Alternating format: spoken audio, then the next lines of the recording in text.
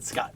I want to go ahead and just quickly touch on a procedure that happily we don't do on an everyday basis for kids. But that involves if a little kid, just like a big old adult, has the mother of all pneumos. Meaning they don't just have a collapsed lung, they have a tension pneumothorax. So with that in mind, quick reminder when it comes to anatomy. On the outside you've got your skin, then to no surprise you've got your ribs. Tucked underneath there is where you've got your lungs.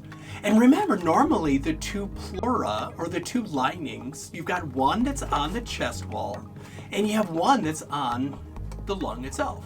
And normally they sit right on top of each other with a little bit of fluid so that way every time you breathe, it doesn't hurt.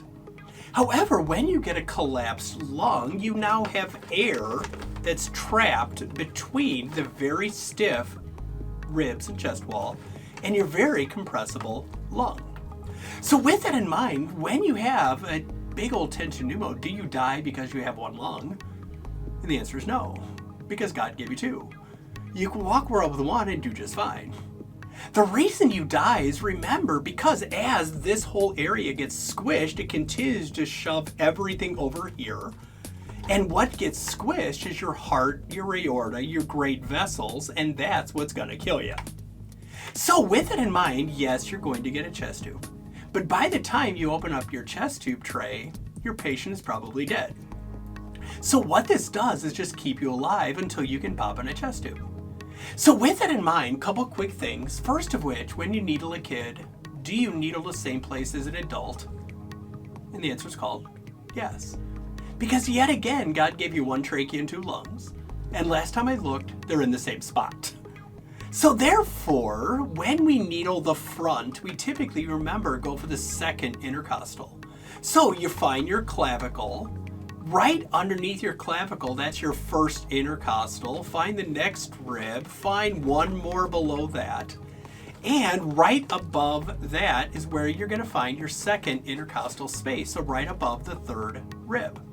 So that's your second intercostal on the front, or if you stick the side, we stick the fifth. So an easy way to remember this is on the front of your chest, you hopefully have two nipples. So it's the second intercostal on the front.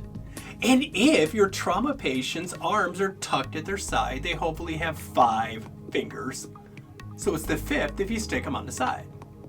Take that one step further. Do you stick the needle above the rib or below the rib? And that's called above. And the rationale being is, remember, underneath each rib is things like arteries and veins and nerves. All things bad hide below the rib. So when we're going to stick, we stick above the rib.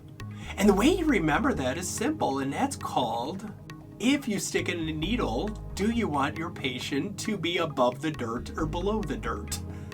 And that's, as a rule, we prefer to keep our patients above the dirt, so you stick your needle above the rib.